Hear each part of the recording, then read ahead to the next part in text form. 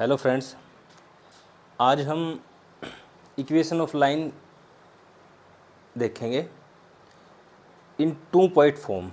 अगर हमारे पास 2 पॉइंट गिवन है, point A and point B, तब लाइन की इक्वेशन कैसे हम जनरेट करें, ये हम देखने वाले हैं।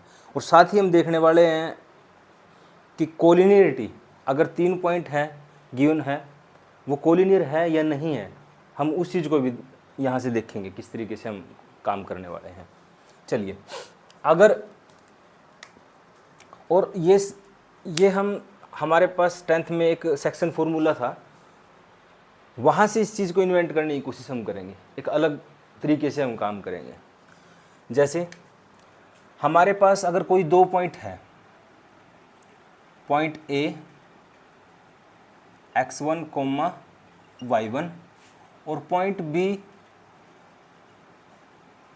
x2, y2, ये हमारी कोई लाइन सेगमेंट है और ये कोई पॉइंट है किसी लाइन के ऊपर है A and B.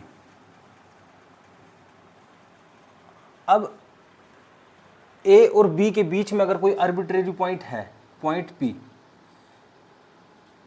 x, y, जो इसको m/1 पर डिवाइड करता है, m पार्ट इधर है और n पार्ट इधर है।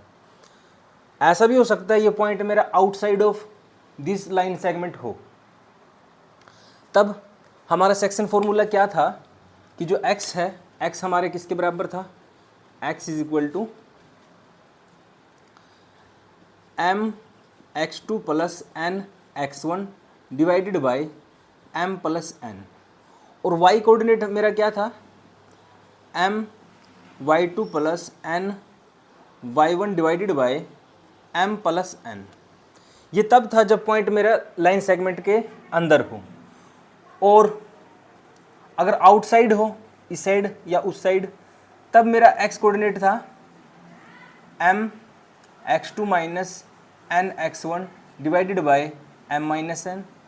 y कितना था,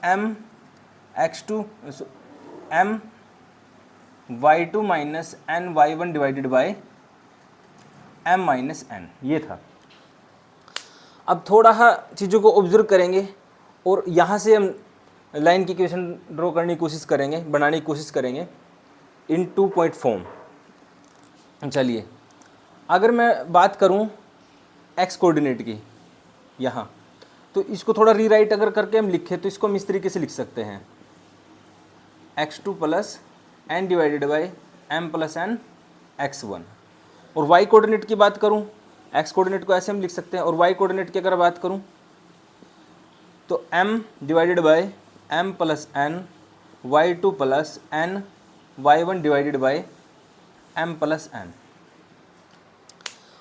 और साथ ही अगर यहाँ अगर हम देखें, इसको भी हम ऐसे सेपरेट करके लिखें, तब x कोऑर्डिनेट मेरा क्या होगा, m divided by m minus n plus minus n divided by m minus n x1, और यहाँ x2 आएगा। y कोऑर्डिनेट किसके बराबर आएगा, m divided by m minus n plus minus n divided by m minus n, यहाँ y2 और यहाँ y1। अब छोटी सी हम ऑब्जर्वेशन देखेंगे कि जो यहाँ मेरे y2 के साथ कोऑर्डिनेट है, कांस्टेंट है, m और n से जो मिलके बना है, और यहाँ जो है, इन दोनों का सम मेरा कितना आने वाला है। अगर हम देखें, चेक करें, इसका सम मेरा आएगा, मेरा डिनोमिनेटर सेम है तो डायरेक्ट ऐड हो जाएगा न्यूमरेटर m प्लस n, यहाँ से कैंसिल होने के बाद मेरा 1 आएगा। इन सेम वे अगर मैं यहाँ बात करूँ, this coefficient and this coefficient अगर हम ऐड करें तब भी मेरा क्वांटिटी 1 आने वाला है। तो ये सब ऑब्जर्व करने के बाद मैं क्या कर सकता हूँ, इसको एक नया नाम दे सकता हूँ मैं।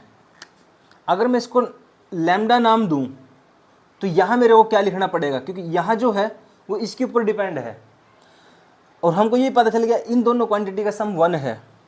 तो यहाँ अगर मैं अगर मैं लैम्डा लिखता हूँ तो यहाँ मेरा क्या आएगा, 1 माइनस लैम्डा, कि तभी तो दोनों का सम मेरा 1 आएगा। चलिए, तब मेरा x कोऑर्डिनेट है वो क्या हो जाएगा, lambda x2 plus lambda minus 1 minus lambda into x1, और y कोऑर्डिनेट कितना आएगा, lambda y2 plus 1 minus lambda y1। अब इन दोनों को मैं सेम तरीके से मैं यहाँ डिस्कस कर सकता हूँ। क्यों? क्योंकि यहाँ भी मेरा इसका और इसका सम जो कोफिशिएंट है इन दोनों का सम मेरा 1 है, और यहाँ भी, तो इसलिए मैंने क्या किया, एक नया आर्बिट्रेरी कांस्टेंट अब ले आए जिसको मैं लैम्डा से रिप्रेजेंट कर रहा हूँ। और लैम्डा क्या है, लैम्डा मेरा कुछ भी हो सकता है, लैम्डा बिलोंग करेगा मेरा रियल नंबर के अंदर। अब P मेरा कोई भी आर्बिट्रेरी पॉइंट था, यहाँ से मैं लाइन की इक्वेशन बनाने से पहले मैं थोड़ा ऐसा इसको पैरामीट्रिक फॉर्म में भी मैं बोल सकता हूँ कि ये हमारे को लाइन की इक्वेशन मिल चुकी है। जैसे अब लाइन की इक्वेशन मतलब कलेक्शन ऑफ पॉइंट्स, मेरे को x और y ये जो पॉइंट है आर्बिट्रेरी कोई भी पॉइंट मेरे को P मिल चुका है in the form of x1 x2 y1 y2, और लैम्डा मेरा आर्बिट्रेरी कांस्टेंट है। जैसे जैसे मैं लैम्डा को चेंज करूंगा तब मेरे डिफरेंट डिफरेंट पॉइंट मेरे को मिलेंगे। चलिए, अभी हम क्या करने वाले हैं, इसको थोड़ा रीराइट करके लिखेंगे। x को मैं क्या लिख सकता हूँ, यहाँ लैम्डा के साथ मल्टीप्लाई होगी लैम्डा, और यहाँ x1 के साथ, और यहाँ दोनों में कॉमन ले सकता हूँ। x1 की 1 के साथ मल्टीप्लाई करेंगे x1 प्लस, और साथ ही मेरे को मिलेगा यहाँ से और यहाँ से लैम्डा कॉमन ले लूँगा मैं, x2 minus x1 into lambda, और y कोऑर्डिनेट मेरे को क्या मिलेगा, y1 plus y2 minus y1 into lambda, ये मिलने वाले हैं। अब इसको मैं अगर इक्वेशन नाम 1 दे दूं और इसका इक्वेशन 2 दे दूं, तब मैं क्या कर सकता हूं, यहां से मैं लैम्डा की वैल्यू निकाल के यहां पुट कर दूंगा। अब यहां से मैं लैम्डा की वैल्यू निकाल रहा हूं, जैसे अगर हम लैम्डा की वैल्यू यहां से निकालते हैं तो यहां जो है मेरा, इन दोनों को रीराइट करके एक बार हम अगर लिखें, ये कितना आएगा, x minus x1 is equal to lambda times of x2 minus x1, और साथ ही यहाँ से क्या आने वाला है, y minus y1 is equal to lambda times of y2 minus y1, ये मिलेगा मेरे को। तो इसका नाम, इसका इक्वेशन 3rd हम नाम रख दें, और इसका इक्वेशन अगर 4th हम नाम रख दें। चलिए, अगर अब यहाँ से मेरे को लैम्डा की वैल्यू निकालनी है, यहाँ से लैम्डा की वैल्यू निकाल के हम क्या करते हैं, इक्वेशन नंबर 4th में रख देते हैं। अब बात ये है, जैसे ही मैं लैम्डा की वैल्यू निकालने जाऊँगा तो ये क्वांटिटी मेरे को डिवाइड करनी पड़ेगी।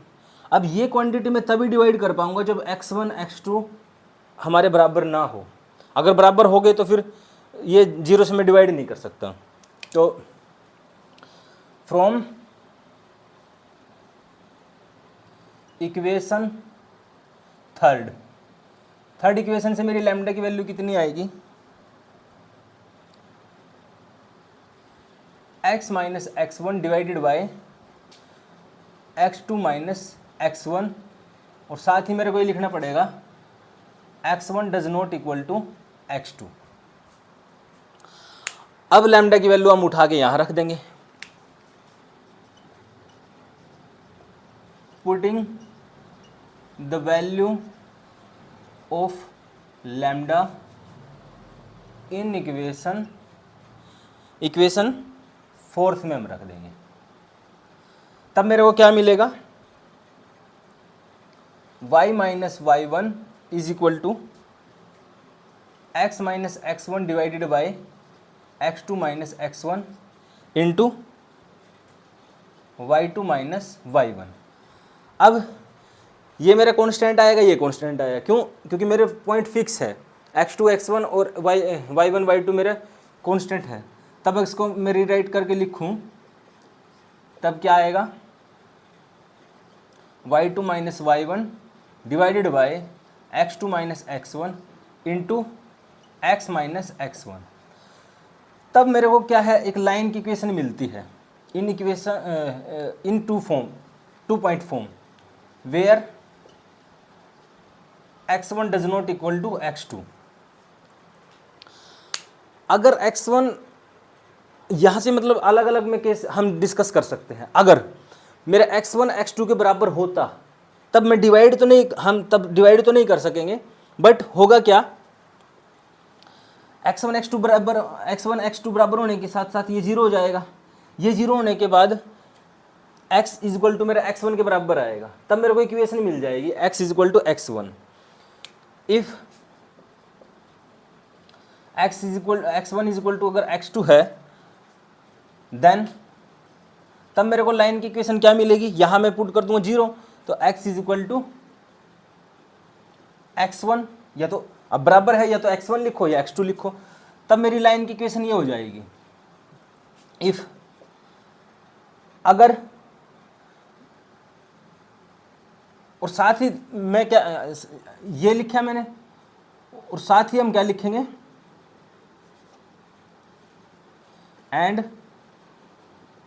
y1 does not equal to y2, क्योंकि अगर दोनों बराबर हो जाएगा, x1 x2 बराबर y1 y2 के, तब वो डिफरेंट पॉइंट नहीं रह जाएंगे, तब वो एक ही पॉइंट बन जाएगा सिंगल। इसलिए हमने ये लिखा कि y1 y2 के बराबर नहीं है। अगर x1 x2 के बराबर है तब y1 y2 के बराबर नहीं है।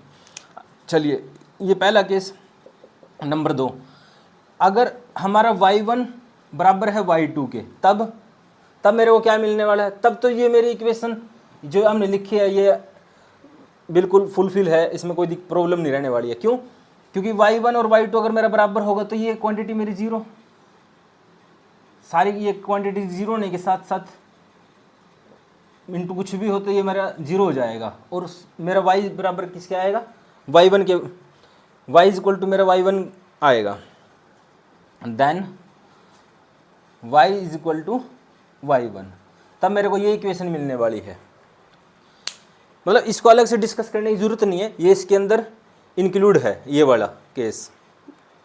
चलिए, अब इन दोनों केस के बारे में थोड़ा अगर हम ज्योमेट्रिकली सोचें कि ये किस तरीके से पॉइंट है। अगर x1 और x2 किसी दो पॉइंट के x कोऑर्डिनेट अगर सेम हो जाते हैं, वो कब होंगे, अगर पॉइंट A मेरा ये है, कुछ भी इसके आर्बिट्रेरी मैंने कुछ भी मान लिया 2 3, अब दूसरा पॉइंट जो B है उसका मेरा x कोऑर्डिनेट भी 2 रहना चाहिए। वो तब होगा जब ये जो पैरेलल लाइन है, इसके y एक्सिस की जो पैरेलल लाइन हमने बनाई, यहाँ अगर किसी कहीं पर भी इसके ऊपर होगा, तभी जाके उसका मेरा y x कोऑर्डिनेट 2 होने वाला है। y से मेरे को कोई मतलब नहीं है, अगर कुछ है रैंडम तब इस तरीके के मेरे को ये पॉइंट मिलने वाले हैं। अगर x कोऑर्डिनेट सेम है तब मेरी लाइन y एक्सिस की पैरेलल बन जाएगी, और इसकी इक्वेशन मेरे को पता है, हर पॉइंट पे मेरा x2 है तो x इज इक्वल टू 2, यानी कि जितना मेरा x1 था या x2 था तो वही मेरी लाइन की इक्वेशन बन जाएगी।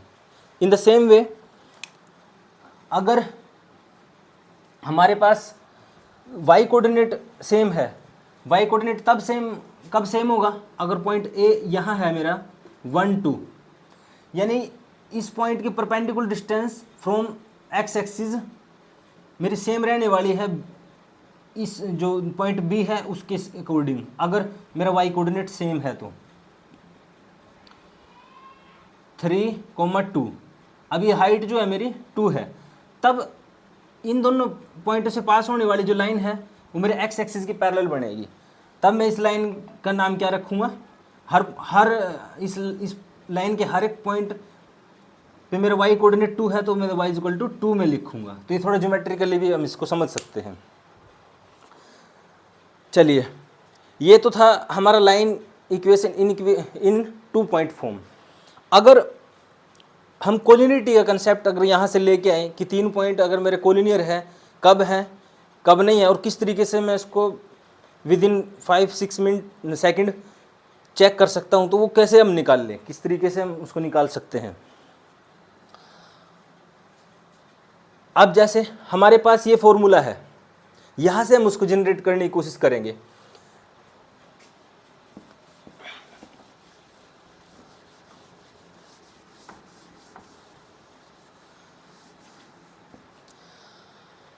अगर मैं क्या करूं, अभी तक हमारे पास क्या है कि x1 does not equal to x2। हम क्या करें, यहाँ से जो y वाली टर्म है वो एक साइड ले आए और x वाली एक तरफ, तो ये जो क्वांटिटी है इसको मैं इस तरफ डिवाइड कर देता हूँ। तो साथ ही मेरे को ये लिखना पड़ेगा कि x1, साथ में मेरे को ये बोलना पड़ेगा कि y1 does not equal to y2। तब यहाँ से मैं अगर इसको मैं इक्वेशन स्टार नाम दे देता हूँ, तो मैं क्या लिखूँगा, from equation star y minus y1 divided by y2 minus y1 is equal to x minus x1 divided by x2 minus x1। मैं इस तरीके से इसको लिख सकता हूँ। अब और ये तभी हम तभी इस तरीके से लिख पाएंगे, if x1 does not equal to x2 and y1 does not equal to y2। मतलब इस तरीके से हमारे 2 पॉइंट है, तभी मैं इसको ऐसे लिख पाऊंगा। यानी जो दोनों पॉइंट है उनसे बनने वाली लाइन ना तो x एक्सिस के पैरेलल है और ना ही y एक्सिस के पैरेलल है। क्यों, अगर ये दोनों बराबर हो जाते, अभी अभी हमने देखा कि x कोऑर्डिनेट सेम कब रहने वाले हैं, जब मेरी लाइन y एक्सिस के पैरेलल हो जाएगी। अब ये अगर ये बराबर है तब ये तभी हो पाएगा जब वो लाइन मेरी y एक्सिस, हाँ, ये y1 और y2 बराबर तभी होंगे जब, यहाँ देखा हमने, जब मेरी लाइन x एक्सिस के पैरेलल होगी। और x1 x2 बराबर अगर हमने लिख दिया तो इसका मतलब क्या है, लाइन मेरी y एक्सिस के पैरेलल। इन दोनों से हट के जो लाइन बनेगी पॉइंट A और पॉइंट B से, मैं उसकी बात कर रहा हूँ, तब मेरा ये एक्सप्रेशन बनने वाला है। अब जैसे कोलिनिटी की अगर बात करें, इसको थोड़ा रीराइट हम करके लिख लें, जैसे y माइनस y1, यहाँ से मैं माइनस कॉमन ले लूँ तो y1 minus y2 is equal to x minus x1 divided by, minus बाहर ले लिया, x1 माइनस x2। अब माइनस से माइनस कैंसिल, तब मेरे को ये मिलेगा। अब ये हमारे लिए बड़ा इंपॉर्टेंट है अगर हमको कोलिनिटी चेक करनी है। वो कैसे, अब थोड़ा देखें, पॉइंट जो P था वो मेरा क्या था, x कोमा वाई, और पॉइंट A था x1 कोमा y1, और पॉइंट जो B था x2 कोमा y2 था। अगर हम देखें कि ये जो रेशो है ये इसके बराबर हमारा होना चाहिए, क्योंकि तब अगर वो तीनों पॉइंट एक लाइन पे है, वहीं से तो मेरे को लाइन की इक्वेशन मिली है। ये मतलब इस चीज़ को वो होल्ड करेगा, इस एक्सप्रेशन को, अगर तीनों पॉइंट एक लाइन के ऊपर है। अब यहाँ से मैं अगर ट्रिक जनरेट करूँ, x minus x1, x minus x1 और x1 minus x2 divided by x1 minus x2, ये बराबर मेरे किसके आना चाहिए, ये क्वांटिटी हमको यहाँ मिल गई, ये बराबर आना चाहिए y minus y1 divided bye y1 minus y2। ये जो एक्सप्रेशन है मेरे को बिल्कुल सेम यहाँ से ये दिख रहा होगा। यानी अगर एक लाइन के ऊपर है तब मेरे को ये रेशो चेक करना है, पर हमको ये देखना है ये तभी इस तरीके से हम चेक करेंगे अगर x1 x2 के बराबर नहीं है और y1 y2 के बराबर नहीं है। अब अगर है इन दोनों में से कोई सा, दोनों तो एक साथ बराबर नहीं हो सकते क्योंकि वो सेम पॉइंट की बात हो जाएगी। अगर ये बराबर है तब हम देखेंगे कोलिनियरिटी किस तरीके से चेक करेंगे। अगर y1 y2 के बराबर है तब हम कोलिनियरिटी की बात किस तरीके से हमको चेक करना है वो देखेंगे। तो सबसे पहले इसके लिए एक एग्जांपल देख लेते हैं हम। अगर हमारे पास कोई पॉइंट दे दिया, 3 पॉइंट दे दिए, point A 1,2, B 3,6 and C 4,8। अब मेरे को ये देखना है कि ये जो पॉइंट है कोलिनियर है या नहीं है।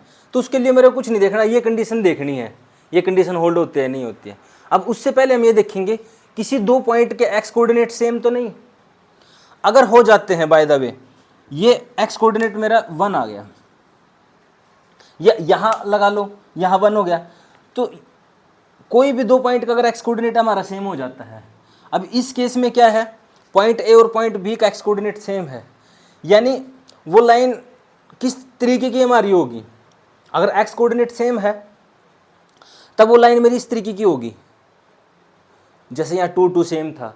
यानी अब जो तीसरा जो पॉइंट आएगा इस लाइन के ऊपर, उसका भी मेरा वाई कोऑर्डिनेट एक्स कोऑर्डिनेट 2 ही होने वाला है, अगर मैं इस लाइन की बात करूं। तो in the same way we can say that x coordinate of point C हमारा कितना होना चाहिए, 1 होना चाहिए, बट नहीं, यहाँ तो 4 है। तो हम इसको डायरेक्ट बोल सकते हैं, अगर x1 बराबर है x2 के किसी भी दो पॉइंट का, तब तीसरे पॉइंट को देख के मैं ये बोल सकता हूँ कि तीनों पॉइंट मेरे कोलिनियर है या नहीं है। तो अब ये कोलिनियर नहीं है, अगर ये 1 होता तब हम बोल पाते कि जो तीनों पॉइंट जो है हमारे कोलिनियर है। अब अगर मेरा y कोऑर्डिनेट सेम हो जाता है किसी दो पॉइंट का, जैसे point A and point C का y कोऑर्डिनेट मेरा 2 2 है, तो यहाँ से मेरे को क्या पता चलेगा कि जो लाइन है पॉइंट A और पॉइंट C से पास होगी, अगर वो जाएगी वो इस तरीके से जाएगी। मेरा y कोऑर्डिनेट सेम कब रहेगा दो पॉइंट का, जब वो x एक्सिस के पैरेलल होगी। जो थर्ड जो पॉइंट आएगा तो उसका कोऑर्डिनेट भी मेरा कितना होना चाहिए, यहाँ 2 होना चाहिए, तभी वो मेरी एक लाइन के ऊपर होगी, तभी मैं उनको बोलूँगा कि तीनों पॉइंट कोलिनियर है। तो अब यह क्या तीनों पॉइंट कोलिनियर है? नहीं, क्योंकि यहाँ y कोऑर्डिनेट 2 है, यहाँ 2 है, तो यहाँ भी 2 होना चाहिए। तो विद इन सेकेंड हम ये देख सकते हैं कि भाई हमारे पॉइंट कोलिनियर है या नहीं है। अब ये कोलिनियर नहीं है, कोलिनियर होने के लिए मेरे को यहाँ 2 होना चाहिए, यहाँ पर 2 होना चाहिए। चलिए, अब हमने दो केस तो डिस्कस कर लिया कि x1 x2 के बराबर है, y1 y2 के बराबर है। अब हम थर्ड केस डिस्कस करते हैं कि जहाँ ये कंडीशन अगर फुलफिल होती हो। अब हमारे पास ये 3 पॉइंट है। अब हमने देख लिया कोई दो पॉइंट ऐसे हैं ही नहीं हमारे पास जहाँ एक्स कोऑर्डिनेट सेम है, और ना ही कोई दो ऐसे पॉइंट है जहाँ मेरा वाई कोऑर्डिनेट सेम है।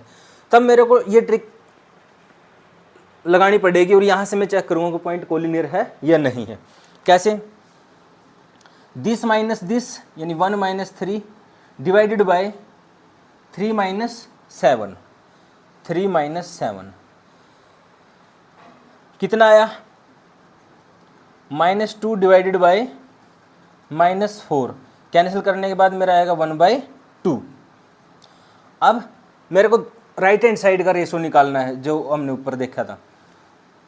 तो this minus this 2 - 6 divided by this minus this, मतलब वाई कोऑर्डिनेट में से वाई कोऑर्डिनेट घटाना, 6 - 14। तब ऊपर कितना आया, -4, और नीचे कितने आया, -8। ये कितना कैलकुलेट अगर हम इसको करें तो ये 1/2 के बराबर आया।